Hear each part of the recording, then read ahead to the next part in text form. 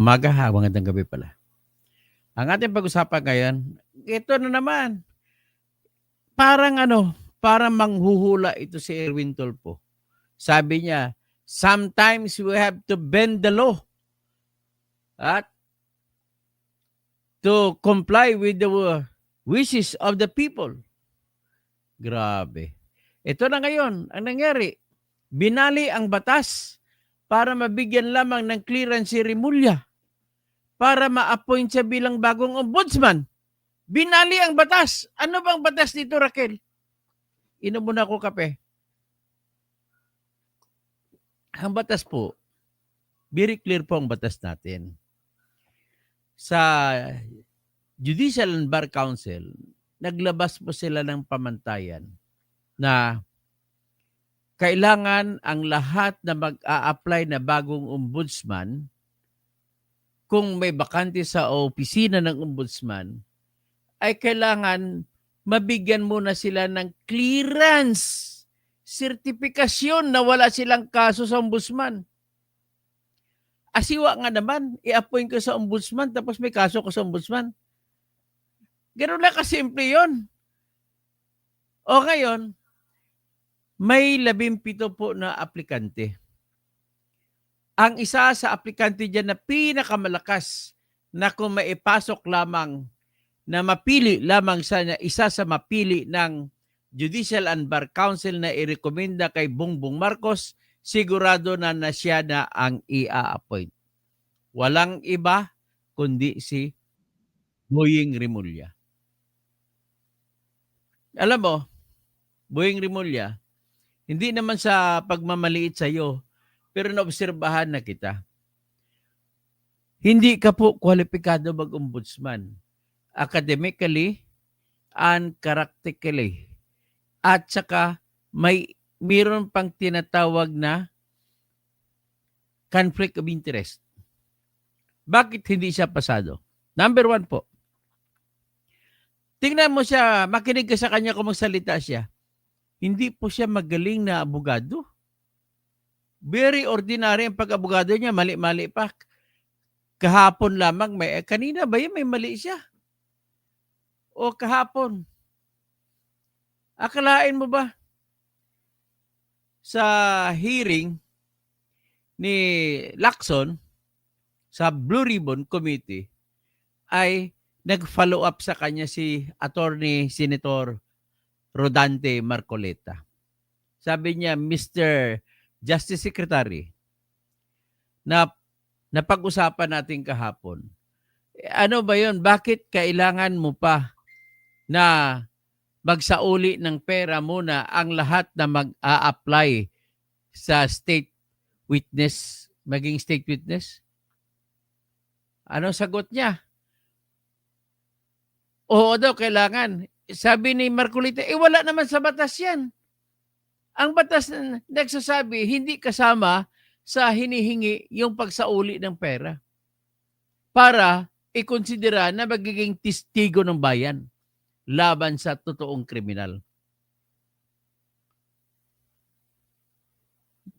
Basahin mo man, bitayin mo man patiwarik itong batas na to, wala kang makikita na nagsasabi na kailangan magsauli muna ng pera. Tapos siya ang argumento niya, kailangan magpakita ng magandang kalooban in good faith. Itong kung sino gusto mag-apply na magiging testigo ng bayan. Ngayon, ang pinag-usapan dyan si mag-asawang Diskaya. Sinuspitsahan pa ni Lacson, si Marcoleta na bakit ka masyadong interesado. At nagbunga naman ito ng sispitsa mula sa panulat ng isang walang hiya na writer na wala man ng ebidensya na si Ramon Tulfo. Nagsulat siya, binigyan daw ng 1 billion pesos si Marcoleta ng mga Diskaya para ipaglaban ni Marcoleta na magiging state witness si Diskaya na mag-asawa. Wala nga siyang ebidensya eh.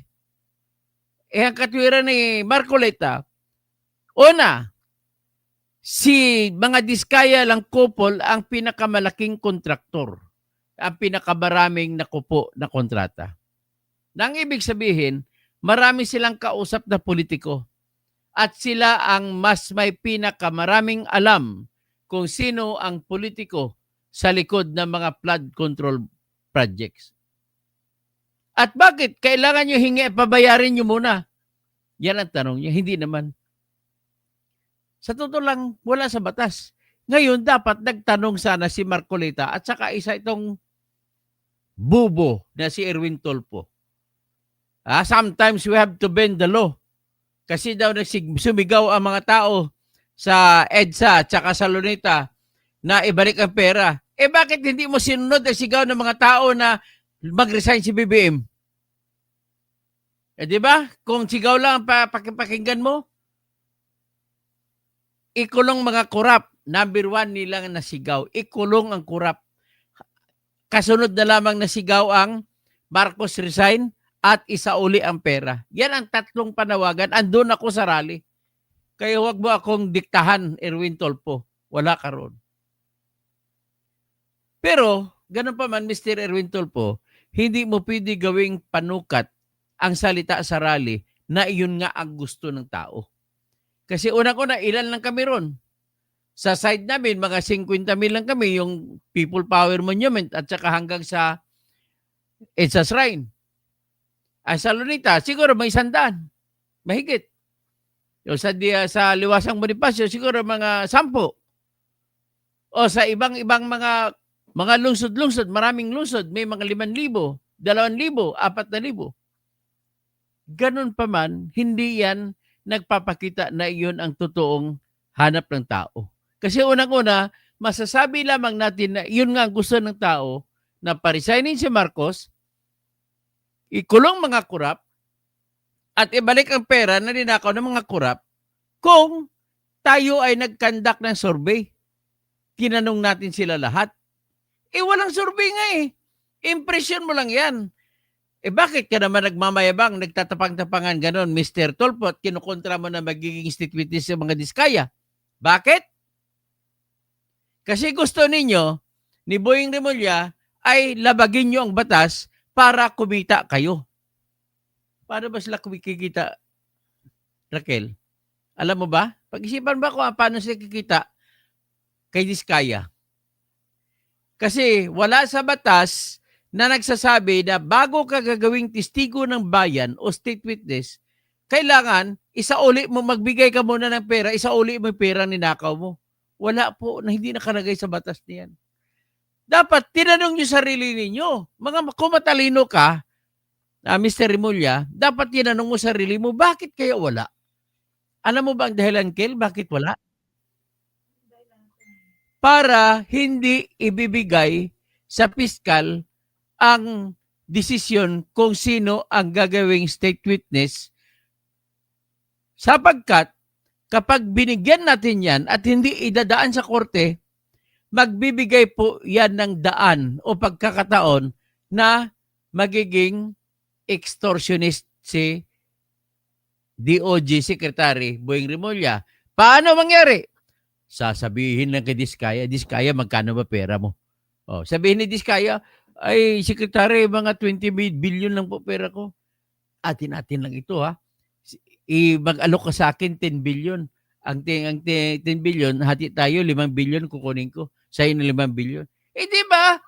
Binuksan mo yung pintuan sa korupsyon. So, tama po ang sinabi ni Attorney Rodante Marcolita, Mr. Lacson, ikaw mali. Kayo ni Erwin Tulfo mali. So, tama po ang position ni Mr. Attorney Rodante Marcolita, Senator, na dapat korte ang magsasabi kung magkano isauli para walang katkong, para walang korupsyon. O ngayon, binalik nyo ng batas. Sabi ni Erwin Tulfo, sometimes we need to bend the law to comply or to agree with the wishes of the people. Mr. Speaker, Mr. Chairman, Senate President, Mr. President, nagsumigaw ang tao na kailangan ibalik ang pera. Puto, akala mo, para master in extortion talaga kayo. O, di ba? Hindi ba niya kita yung ano na yan? Gusto niyo mang-extort kay Diskaya? Ang gusto lamang ni Marcolita, pa-applyin niyo muna sa kanyo i-assess kung pwede ba, kailangan ba ang kanyang testimonya ng mag-asawang Diskaya, kung kailangan ba para makonvict. Ang unang tanong, sino po yung sino mga dapat i-convict yan? Mga artistang politiko, mga politiko, kay Arjo Atayde, na inaanak sa kasal ni Tito Soto at ni Tambaluslos at ni Big Saberi. Yan po ang pakay doon. Ngayon, ano nangyari ngayon? Napilitan sila ngayon. Ginawa nilang witness protection muna sa kadalaga ang testigo ng bayan. So ngayon, balik tayo dito. Ano ang nangyari? Bakit itong ombudsman na deputy ombudsman dyan, na acting ombudsman, na sino bang, si Vargas, sino ba yung pangalan? Deputy ombudsman. Sulat ko.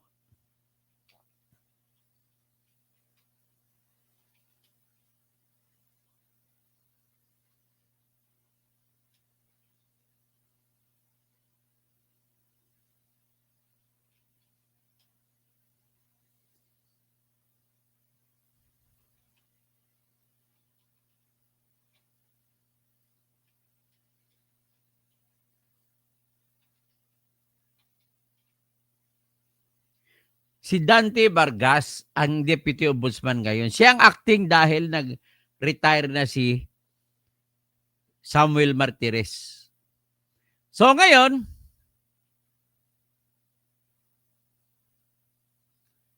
bakit po binigyan ng clearance si Remulla, Mr. Dante Vargas? Para gusto mo mapaupo siya? At dahil asawa mo, ang pangalan ng asawa mo, Mr. Dante Vargas, ay sino bang asawa nito? Ang asawa niya kasi ni Dante Vargas ay kaklase ni Remulla sa UP College of Law. Yan ang dahilan yan. Kabastos ka talaga, Dante Vargas. Bakit mo inisyuhan ng certificate o ng clearance? Ng katotohanan, aktibo pa, pending pa ang motion for reconsideration ni Amy Marcos. Laban sa tungkol sa kaso sinampa niyang kidnapping laban kay Remulla at iba pa. At sa kabila ng lahat na nagsampa rin ng kaso si Sebastian Duterte. So pending pa ang kaso. At nagsampa rin ng kaso si Alice Go at saka sa Cassandra Ong sa kidnapping din o sa illegal arrest, illegal detention, laban sa iyo.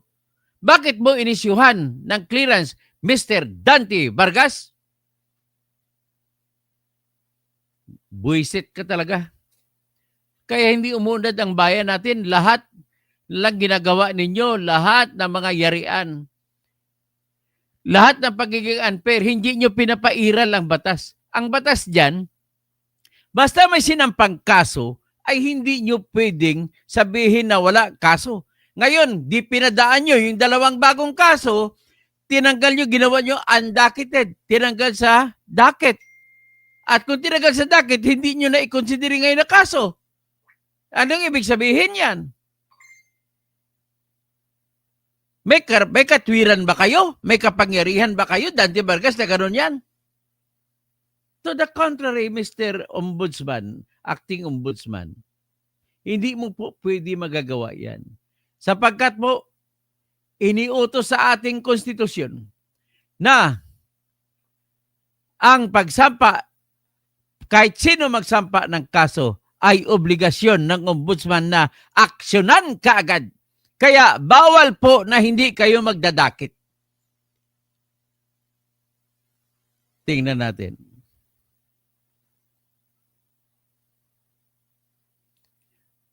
Yung pagbibigay nyo ay nagmi-misrepresent kayo sa status ng active cases at unresolved cases.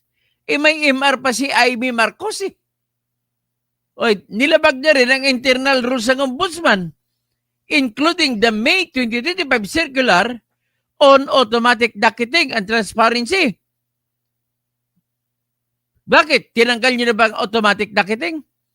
It also prejudices the integrity of the GBC process, allowing an applicant to benefit from a clearance that is factually and legally erroneous and inaccurate. Kaya, dahil sa ganun ginawa nyo, makakasuhan ito si Vargas ito. Ako mismo kakaso dito.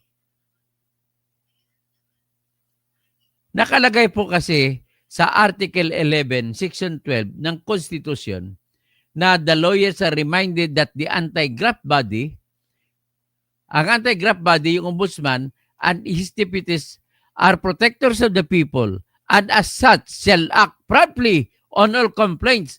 Kaya hindi nyo pwede sabihin hindi idadakit. Bawal na hindi nyo idadakit. Kasi yan ang utos ng Constitution. Sinasamantala nyo talaga. Ito po ang produkto ng sinasabi ni Erwin Tulfo. Sometimes we have to bend the law in order to agree with the wishes of the people. Bakit? Wish ba ng people na ma-appoint si Remulla? Bastusan na talaga ito. Wala akong pera pero maghanap ako ng pera, mag-file po ako ng kaso sa Supreme Court. Hingi ko sa Supreme Court na ibasura yung clearance na binigay kay Remulla. Hindi, unang-una sabi ko nga, hindi siya kwalipikado. Academically, bobo siya sa standards ko. Pasensya ka na. Ang mga pag binabanggit mo, nakikinig ako kung magsalita ka, nabubuhan ako sa iyo, Mr. Remulla. Mga pag-guest mo to sa Senate, sa hearing, mali-mali mga sagot mo. Yung kailan lang, yung sa pinag-usapan lang, yung state witness law, hindi mo pa alam. At sinabi mo pa, ginawa mo pa, kasama yung pagbalik ng pera bilang sukatan kung makwalipikado ba sa yung state witness o hindi. I beg your pardon, nakalagay po sa batas na hindi po yan kailangan. At bakit hindi kailangan? In-explain ko na kanina, i-explain ko ulit. Number 1, hindi lahat ng kaso ay involved ang pera.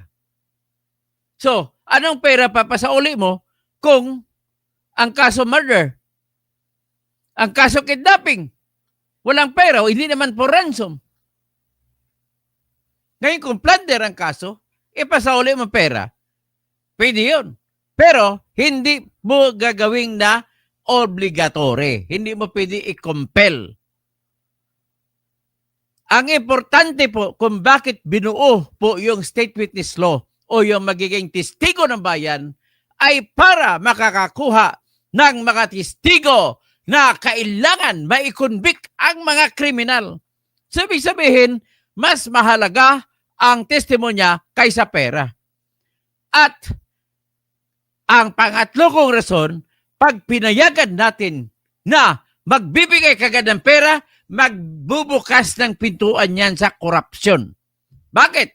Sasabihin ni Remulla kay Diskaya, mayaman ka naman. Bigyan mo lang ako ng 20 million, ibigay natin 20 billion, ang 10 billion, palabasin natin yung sinauli mo. Yung 10 billion, hatiin natin. Hindi ba korupsyon yan?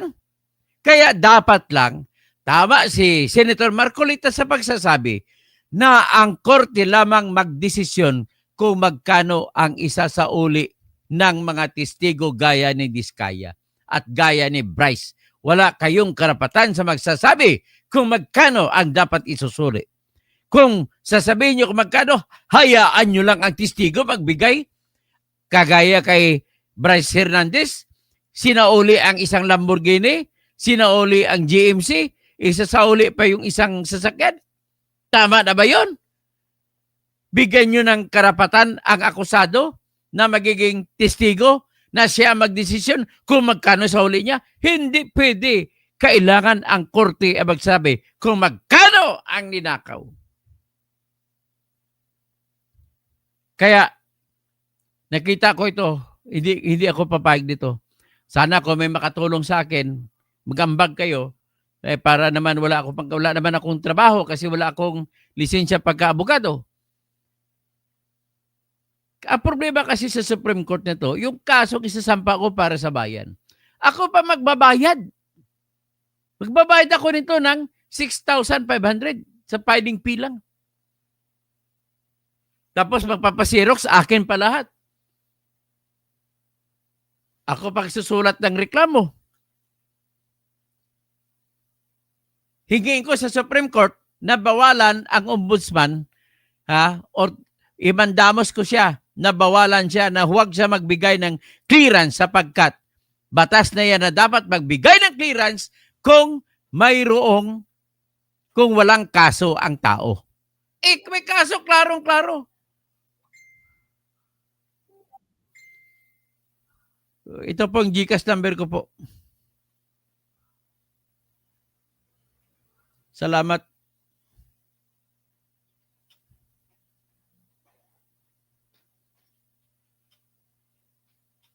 Unang-una, sa usapin kung matalino ba siya, hindi siya matalino. Wala siya sa standard ko.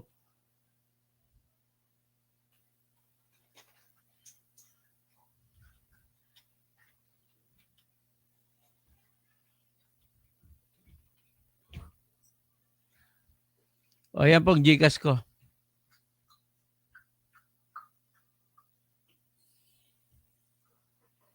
Yan pong GCash ko. Kung sino tutulong sa akin, magbigay kayo. Ay, nako. Bukas na bukas din isasampa ko yan.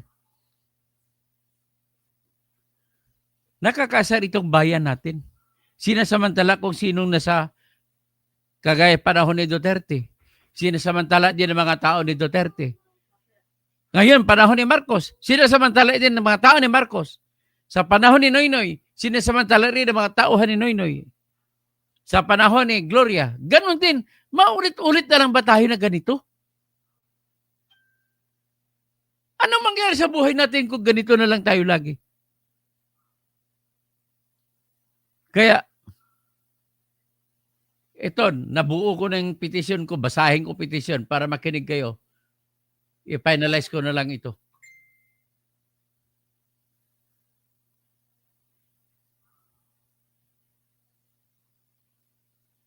Ito, basahin ko petition, ha. Draft lang ito, pero i-finalize ko mamaya. Republic of the Philippines, isa ako sa petitioner. So, ang basis ko, para magkaroon ako ng legal standing na may karapatan ako kumaso, ay ako ay taxpayer. At ang pag-appoint sa taong ito magkaroon ng sweldo, so apektado ang aking binabayad na tax. So, preliminary statement. This is a petition for certiorari under Rule 65 of the Rules of Court. Idagdag ko pa rin ang hindi lang certiorari, pati mandamos. Seeking to annul and set aside the issuance of the by respondent acting ombudsman of a clearance in favor of respondent Jesus Crispin C. Remulla for his application to the position of ombudsman. The clearance dated, ilagay ko anong petsa ba yun, September 2025, constitutes grave abuse of discretion amounting to lack or excess of jurisdiction as it was issued despite the pending motion for reconsideration in the administrative and criminal complaints filed by Senator Jaime Romualdez Marcos against Remulla et al., which remains unresolved until now. B, the filing of the new criminal and administrative complaints against Remulla by petitioners on September 15, 2025, which the Office of the Ombudsman refused or failed to docket, thereby obstructing due process and Ombudsman's statutory duty to investigate public officials. And it also constitutes a violation of called as obstruction of justice. Number 2, petitioners have no other plain, speedy, and adequate remedy in the ordinary course of the law. The immediate issuance of TRO and or writ of preliminary injunction urgently prayed for to prevent the Judicial and Bar Council from proceeding with Remulla's nomination and to halt the perpetuation of the grave abuse. The parties, ako, tsaka respondent sa acting ombudsman na si Dante Vargas. Dante Vargas ba yun?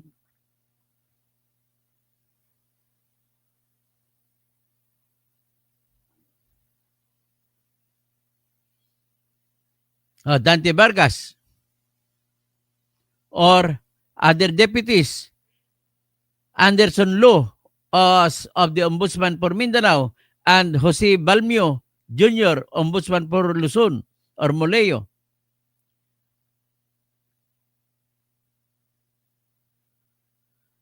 Tapos, respondent, Jesus Crispin Remulla. Petitioners are filing this joint petition, this petition as aggrieved parties whose complaints against, ayan, as a citizen, jurisdictional facts, this petition is filed directly with the Honorable Supreme Court pursuant to Section 5, Paragraph 1 of Article 8 of the 1987 Constitution and Rule 65, Section 1 of the Rules of Court, as the Ombudsman is a quasi-judicial agency performing judicial functions. The verification and certification against forum shopping are attached here to as A and B. No prior motion for reconsideration of the self-clearance is required, as the same constitutes a patent grave abuse of discretion.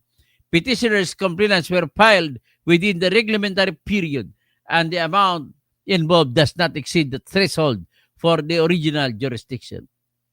Statement of facts. Ayan, on September 12, 2025, Ombudsman dismissed the administrative and criminal complaints filed by Senator Amy R. Marcos against Respondent Remulla, involving allegations of graft and misconduct in connection with the arrest and detention of former Bamban Mayor Alice Go and other senators. Marcos promptly filed a motion for reconsideration on September 13, 2025, which remains pending and unresolved as of the filing of this petition. Despite the pendency of Senator Marcos MR, the dismissal under Ombudsman rules and jurisprudence as enunciated in Ombudsman versus De Chavez, GR number 172206, Respondent Remulla applied for the position of Ombudsman before the JBC. On September 15, Petitioner Topacio filed criminal and administrative complaints docketed as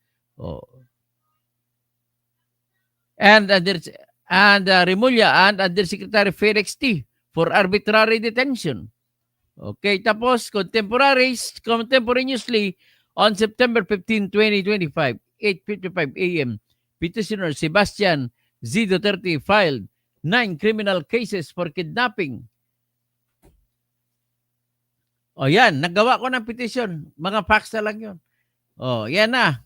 Pipinuhin ko na lang yan. So rest assured, bukas ipapasampa ko yan. Salamat po kung mag-share kayo. Yan lang po ang aking GCash number. So Greenheart, clear as a crystal and demolition, isang ginawa nila sa mga Duterte at mga allies. Ang napakasama talaga ay ang mga Pinklawan at Dilawan ay nagpagamit sa dati nilang martial enemy, Marcos. Dinah Reyes, mag-share din. Salamat po, Marcial Reyes. Si Probinsyanong Lagyaw Vlogs. Kailan ba magpili ng Ombudsman? Kailangan may sampa na kagad dito. Kasi malapit na po. Ang deadline nito, kailangan mag-abot pa, mag-deliberate na po sila next week o ngayong week o next week. Hopscotch at 5555. Wala na tayong magawa. Natutunganga na lang ang mga Pinoy sa mga nangyayari sa bangag admin. William Manansala, si God na bahala sa mga inaapo. So Marcial Celerio, Dante Vargas, tanggalin na. Kasuhan natin sa Ombudsman si Dante Vargas. James Reyes, walang yaan na talaga. Faith of Delight, abuse of power talaga. Si Sir Toto, nakakadismaya na nga ang namumuno. Shout out, Attorney Mabuhay ka, sabi ni Marcial Celerio. Pastor Rodi Rabi, God bless everybody. James Lee Reyes, James C. Reyes pala. Sige, ambagan tayo, sharing lang. Of course, kahit magkano lang may share ninyo. Tapos si Bing Diboke, good evening, Attorney Doc Toto, stay safe, God bless you. Storm, and only in the Philippines, number corrupt ang may mga nakaupo sa government. Yan po ang ating kaaway ngayon. Kailangan we have to do something. I do believe in the words of Edmund Burke, the greatest politician who has lived on earth, when he says that evil triumph if good men do nothing. Kaya we must do something para na lang makontrahan natin yan. So hanggang dyan na lamang po at maraming salamat. Tulungan niyo po ako. MCA, unfair yan sa mga most deserving sa position. Ang daming most deserving dyan. Larry Ruga, kagaguhan na talaga. Pag inappoint ni DBM, adik na buwing na adik yata eh. Kung sa bagay, siyempre kapwa adik din. O siyempre, sila rin magbubulahan. O sige, kayo ganun po.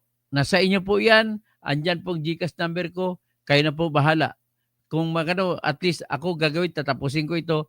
Bukas na bukas, isasampa ko ito. Maraming salamat po sa ating live.